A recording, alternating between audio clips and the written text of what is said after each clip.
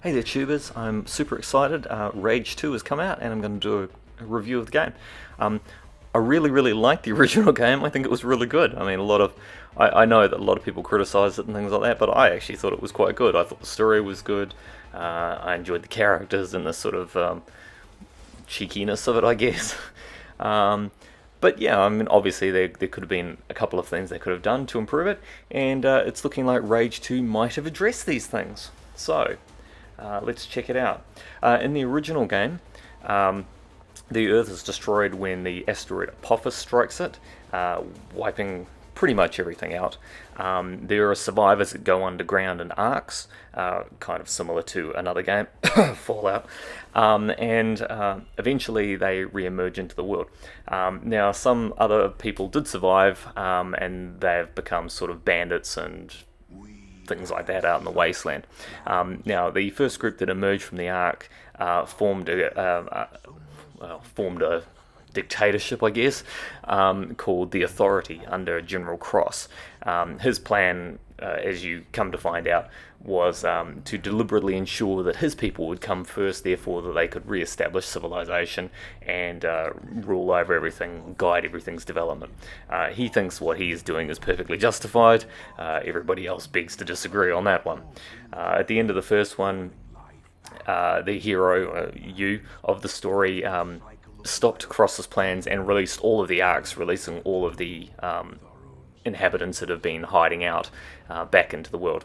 So, this new game is set 30 years into the future, and what I find really interesting is so far all of the old locations are there. The maps all seem to be the same. Certainly, monuments, landmarks, various layouts of things are all still there. The only thing that's changed is after 30 years is there's a lot more vegetation and things like that. And that's really good because it definitely brightens up the game. The game was a lot of brown before, and now you've got a lot more variety in the biomes. There's a lot of vegetation in the desert. There's swamplands and forests and all sorts of things in there now. So that's really good. But also it's really interesting to see that it's revisiting the previous environment as well. So it's a bit of a nostalgic stroll down memory lane, as it were. I mean, I certainly remember driving around under the overpass area and doing races and things down there quite a lot.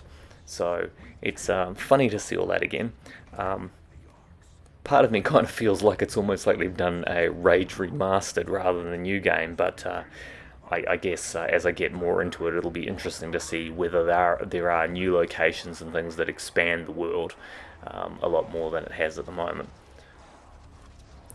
So in the new game, you are playing as Ranger Walker. You have the option of being either a male or female character, which is a nice touch. Again, it doesn't really make a heck of a lot of difference because you don't really see yourself, but the character is quite chatty, and there are quite a lot of voice lines, so I guess it exerts your gender through that mechanism instead. You're dumped on the story pretty quickly.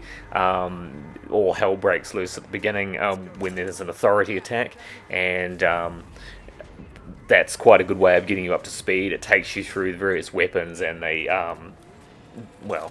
couple of weapons, and the various maneuvers and things that you do, sliding, crouching, all that sort of thing. It's quite a good introductory level, and sort of by the end of it, you're ready to start off on your own adventure, which is obviously stop the authority any way you can. As in the previous game, you've got a vehicle. Initially, there's a vehicle assigned to you, but you can pick up different vehicles as you adventure around the world. And I believe you can make the vehicles permanent in your inventory by taking them to a trading post where you can then add them to your garage of vehicles. The vehicles are also upgradable as well. I haven't managed to actually unlock anything yet. I've been primarily focused on upgrading my character at the moment and a little bit on the weapons. As it is, I've only got a couple of the basic guns, which is a pistol and sort of an assault rifle thing. You've also got a boomerang weapon and some grenades. I believe there are quite a few other guns in the game, but I haven't actually encountered them yet. Like I said, I don't think I'm too far along in the game yet. So I'll be keeping an eye out for those. I know there's the typical assortment of overpowered weaponry, which, sort of like Doom, the ridiculous rocket launcher, etc., etc. So I'm definitely looking forward to some of those things. As it is, the vehicle is quite a lethal addition. You can quite effectively run people over at speed. The car that you start off with has bonnet-mounted Gatling guns, which is a lot of fun. Although I did find I ran out of ammo fairly quickly. There's an interesting sort of a mobile vendor that drives around the wasteland too in an ice cream truck, or like one of those taco wagons, calling out over a loudspeaker to get people to come in and buy wares from him. So that's fun. I flagged him down and managed to buy some more ammo and things like that for their car. You can earn currency and feltrite, which is also used for a lot of upgrades and things like that, by completing missions. It didn't take very long to find things. You can obviously find guys on the side of the road, pick a fight. There's an early mission where you have to open a blockade that's blocking the street, or blocking the road, and there are bandits and things like that in there. A lot of the camps are overrun with bandits, and they can be quite challenging to take out, especially when you're a bit underpowered at the beginning. I have found it quite challenging so far, but I've just been solidly chucking away through that. There are often quite a lot of bandits in there, and fortunately you have a lot of nanotrite power-ups that you can unlock, which I think will help make things easier. Focus is one of the ones you start with initially, which is quite handy for at least just pinpointing where they are, if not targeting them. I've managed to unlock Shatter as well, which allows me to sort of do a force push, and you can thrust guys back into objects where they'll, satisfyingly squelch and die, or go flying over cliffs and things like that. There's quite a lot of missions and things to do, roaming around, trying to locate the arcs in which you can get various upgrades and things unlocked, or supplies that you might need. There's also bandit hideouts, which feature sort of arc chests and things like that as well to unlock, as well as obviously story missions. I believe the Mutant Bash TV is back again, although I haven't run into it yet. And the usual sort of vehicle racing and stuff like that's there. So there's quite a few different activities and things to do. I did notice something I thought was a little bit strange, and I don't know whether this is intentional or not, so I'm not necessarily flagging this as a bug. But I did find that when I was completing a particular area, it would say, there's so many chests, there's so many bad guys to kill, so on and so forth. And when you die, it almost seems as if you have to completely start again. I found that even when I saved the level, if I died and I restored the save, it still seemed like the entire thing had reset again, and all of the guys were back, and I'd have to go around and collect everything again. So I'm not quite sure whether that's a mistake.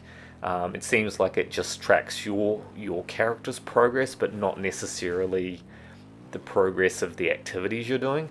So I don't know if that's for replayability, that you can just keep going back doing the same areas over and over again. I'm not sure about that one. I'll have to keep an eye on that. I did notice one fairly spectacular bug though. The vehicle was going down the road, and then the whole thing just froze at one point. And yeah, the game just stopped. I had to quit it and start again. Thankfully that didn't happen very often, but it was definitely something that I've seen, and no doubt there'll be patches and things. I think there was already a day one patch, so I'm sure they were addressing some problems. I know there has been some feedback from other reviewers about the frame rate of the game. I haven't found it to be a problem on the Xbox. I certainly didn't notice that it was lagging or anything like that. And I think Avalanche mentions that the system is supposed to prioritize frame rate, dropping graphics quality to keep the game running at speed. But I haven't really noticed any issues with that so far. But at any rate, I'm sure that there'll probably be some more tweaks yet as the game settles down. The game features the usual assortment of massive bosses. This giant mutant creature was certainly challenging to bring down. Although I think I realized later on that there were explosive barrels hanging from the roof, so I probably could have targeted those, and that might have helped bring it down a bit easier than it was. But at any rate, those are a lot of fun, and I got paid for it, so that's all good. Just trying at the moment to complete a variety of missions to earn enough points to unlock, I guess, bonuses and things like that from the various area leaders. So I think there are 3 leaders, each with different, there goes the little van, that unlock various traits and things that you need to help you in your battle with the general.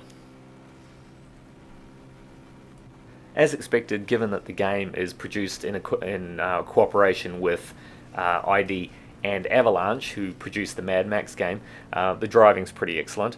I wouldn't say it's my favourite.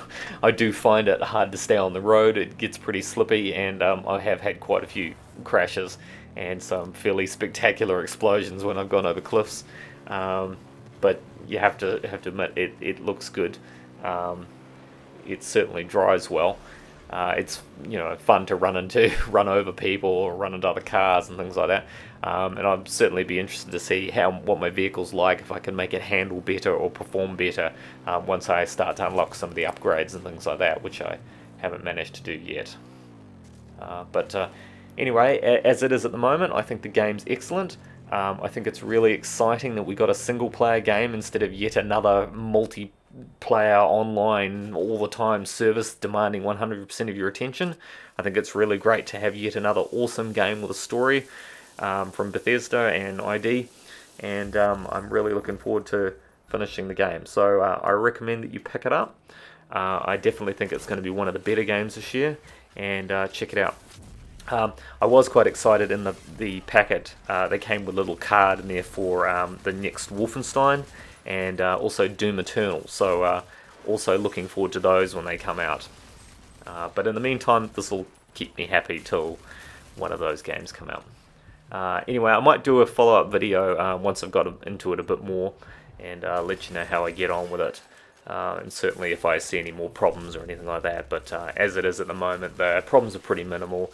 The game's pretty awesome. If you're a fan of the previous one, then great. It's like that, but better. If you were on the fence a little bit about the last one, then check it out. You might find that there's a lot to love here now. Anyway, I hope that helps. Thanks for watching my video. As always, if you liked it, please click on the subscribe and feel free to leave any comments below. Let me know what you thought. Have you played Rage 2 and are you enjoying it? And I'll see you for the next review. Thanks for watching. Bye.